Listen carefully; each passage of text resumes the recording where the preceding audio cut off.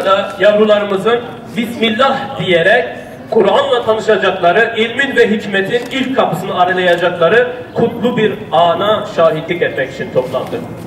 Bedi Besmele, her güzel işin başlangıcına Rahman ve Rahim olan Allah'ın adını koymak, o işe bereket, ihlas ve hayır dilemek demektir. Bizler inanırız ki Bismillah'la başlayan her iş güzellikle nihayet bulur. Bugün bu güzelliğin başlangıcındayız elhamdülillah. Hz. Peygamber'in besmele ile başlanmayan her işin sonu kesiktir buyurması bu anlamda bize rehber olmaktadır. O zaman ne diyoruz?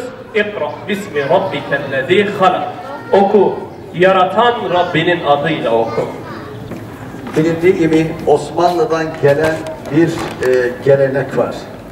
Çocuklarımız ilk dünyaya geldiğinde sağ kulaklarına ezan, sol kulaklarında ise Efendimiz kameti getirir. Orada isimleri söyleriz. Ve sunucumuzun da bahsettiği gibi Peygamber sallallahu aleyhi ve sellem bir hadis-i şeriflerinde şöyle buyuruyor. Besmele ile başlamayan her şey bereketsizdir, katildir. Dolayısıyla bu çocuklarımız Kur'an kursuna başladılar. 4-6 yaş Kur'an kursuna başladılar. Bunlar inşallah Kur'an'a geçiş programı olacak onlar için. Ve aynı zamanda kursumuzun yenileme, artan sınıflarımızı ekleme ile onunla ilgili bir program hocalarımız gerçekleştirmişlerdir. Rabbim şimdiden bu hocalarımızın yapmış olduğu bu programdan dolayı Allah razı olsun kendilerine. Ve siz böyleler çocuklarınızı bize gönderdiğiniz için, tercih ettiğiniz için gene sizden Allah razı olsun inşallah diyoruz. Bir izahatla gerekenleri zaten söyledi. Ağzınıza sağlık hocam. Çok kutsal bir yerdeyiz. Hazreti Nuh'un türbesinin bulunduğu avludayız. Hazreti Nuh'un adıyla anılan bir Kur'an kursunun yenilenme töreniyle karşınızdayız. Bu bile başlı başına çok kıymetli bir şey. Dünyada bu şerefe nail olan çok az yer var. Çünkü biz şuna inanıyoruz ki bazı mekanlar kutsal. İkinci Adem sayılan, insanlığın yeniden doğuşunun bir simgesi olan yüce bir peygamberi barındıran bir yerde yaşamak onur veren bir şey. Ve böyle bir yerde de onun ismiyle yaşayan bir Kur'an kursunda da okumak çocuklarımız için de çok önemli. Rabbim yollarını, bahtlarını açık eylesin. İnşallah eğitimlerinden ciddi anlamda hayatlarına dokunacak bir eğitim alacaklar. Faydalı eğitimler, istifadeli eğitimler edinecekler burada. Ben her zaman 4-6 yaş Kur'an kursunun önemini anlatırım. Çünkü şöyle bir istatistik vereyim. Bunu tabii bu konuda uzmanlaşan bilim adamlarımız söylüyor. Bir insanın hayatında kopyaladığı davranışların %70-80'i 3 yaşına kadar tamamlıyor. Bizleri onurlandırdıkları için kendilerine çok teşekkür ediyoruz. Sağ olun, var olun kıymetli kaymakamımız. Huzur, ömürlerine bereket versin diyorum ve kendilerini sahneye davet ediyorum. Fatiha suresini Hilal, Rabbiyettir duasını Eyber, İhlas.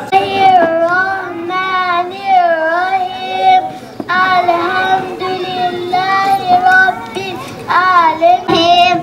Kullallahu ehad, Allahu samed, lem yelid ve lem yulad ve lem yekun lehu min hayr. Rabbi yessir ve la tuassir. Rabbi min hayr.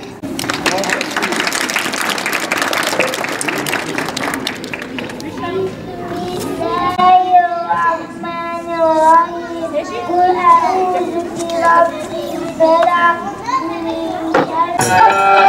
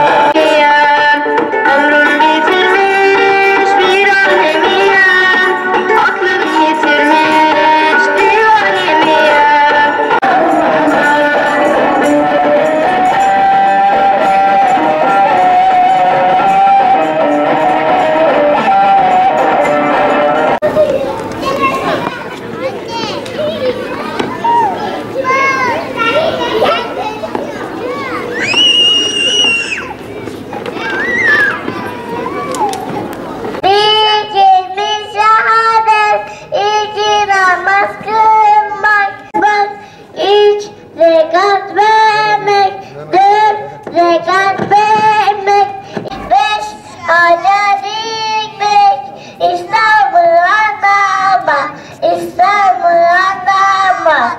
Bizim için Sayın Kaymakamımızı, Sayın Müftümüzü ve değerli misafirlerimizi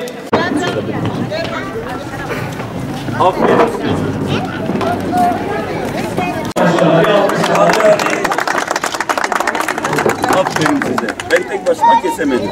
Ne vereceğiz şimdi çocuklarımıza? Onlar verelim mi? Hocam. Sana. Kitaplar dağıtıyor muyuz böyle? Ece teşekkür et. Bak bana bak çekeyim. Evet, bu da sana. Yok, biz önce sen. Eymen. Çocuklar siz de gelin. Aynen. 2 tane çocuk vermesin. Tamam, hadi. Hadi sen de bana yardım et. Gel sen de. Siz gel buraya. Herkes buraya baksın, gülümsesin. Tamam mı? Hadi bakın. Hadi bismillah. Ya Allah, bismillah kesiyoruz. Alkış. Aferin.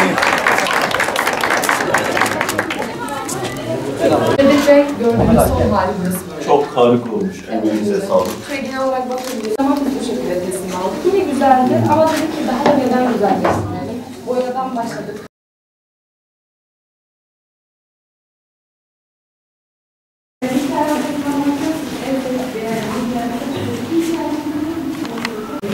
Muhammed Ali, Muhammed Yakup burayı seviyor Ya musunuz? burada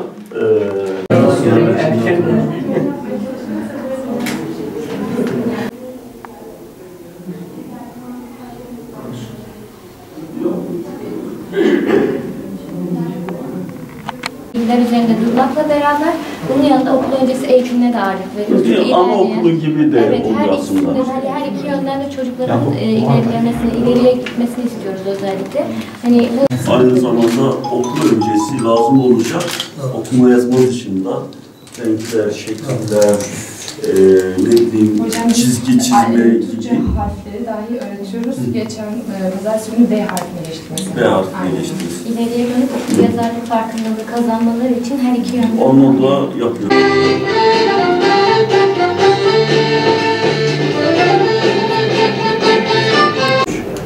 Bir sınıf daha olmuş oldu. Kaç mevcut buranın? Hocam şu an 83. Resmiyette 83 tane öğrencimiz var. Aynen öyle. Gayet güzel. Biraz fazla değil mi ama?